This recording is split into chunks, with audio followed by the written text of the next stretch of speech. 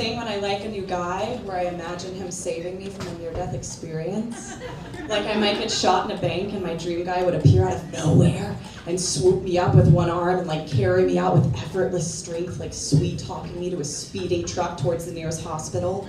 And like Everlong by Foo Fighters would be blasting on the radio. And I've been thinking I'ma feel this good forever. And then he would like Tokyo drift into a parking spot. And then once I'm finally stabilized in the hospital, he would stay and watch me sleep silently while my heart machine beeps despairingly. And he would let his manly stubble grow out so I could stroke it with my weak dying fingers. And like the nurse would come in and try to tend to me, but he'd get really upset and be like, "Get out of here! Can't you see we're in love and running out of time?"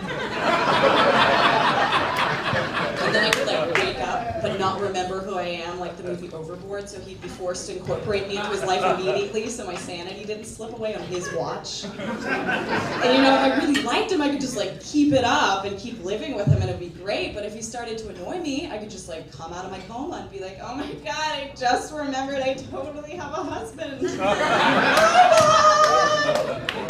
But I mean, we could still have steamy heartbreak sex because of the hard fact that he knows we can never be together because I'm promised to a pig farmer in Nashville, Tennessee. I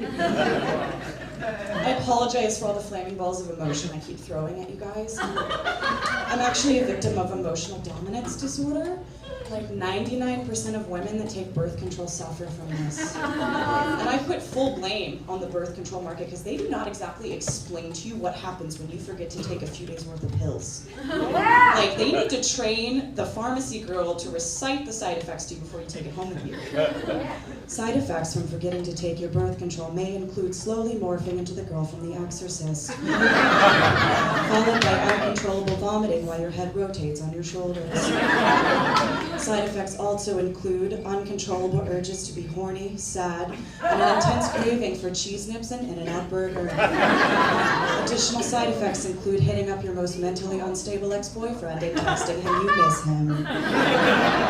It's a serious issue. The birth control market needs to collaborate with like Flintstones gummies because I would never forget to take my Flintstone gummy birth control. Never. Did anybody else's mom have to like hide the bottle of Flintstones vitamins from you as a kid because you just like eat that shit like it was Skittles? My mom is the kind of person that watches like 60 Minutes and the news like it's word porn. I just get all kinds of like weekly fun facts about the latest serial killer hobbies. Like last week she called me and she was like, "You need to be cautious when you're walking to your car." Because she's from Nashville, Tennessee. You walk into your car and you need a flashlight on you at all times, and you need to shine that under your car because rapists like to hide under there, and they will grab you by the ankles and they will drag you under there. My dad will only call me to make sure I'm remembering to change my oil and fix my broken illegal odometer because that shit's been broken for like 4 years and I'm pretty sure it's stuck on like 70,000 miles, which is so wrong. I let my tires get so bald this year I just like slid all over the 405. Had a few near-death experiences. I don't even get embarrassed anymore or ashamed when I walk out to my car in the morning on the way to work and I have like a couple of shitty little business cards from like the nearby mechanics and they're like, "We'll buy you a piece of shit car for free! Call 555, you're a piece of shit and so is your car!"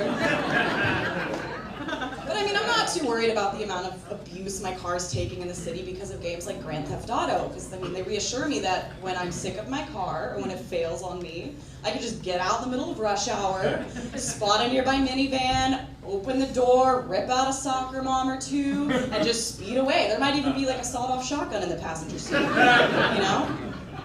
I think the closest I've ever come to living out my Grand Theft Auto alter ego, but in real life, was when I was visiting relatives in Jackson, Mississippi. And when my mind finally went numb from like staring at a TV screen full of like black and white bluegrass reruns on one side and like football on the other side, then I decide I'll go on an adventure with my cousins at the deer camp, which is tight because then I'm in the middle of nowhere, in the middle of the woods. I'm like trudging through the woods. My cousin teaches me how to build like a tree fort so we're camouflaged. He's chewing on like salmon tobacco jerky. And I'm wearing like camo overalls and I'm just sitting out there for 2 hours staring down the scope of a 12 gauge. But then if you're lucky, a 6-point buck might like wander into scope. And then my heart starts beating really fast and I'm like, oh my God. And like the deer's staring at me and I'm staring at him and like he's looking into my soul and I'm looking into his soul. My cousin's whispering frantically, "No, don't shoot him, he's too tiny to mount on my wall." But I'm too busy having like a huge self-battle, like, "Shoot it! Shoot the deer, you won't do it, shoot the deer." And then the other half of me is just like, "Bambi, run! Run, Bambi, I'm so sorry! I can't fight the urge to be Laura Croft!" That's all I have. Thank you so much.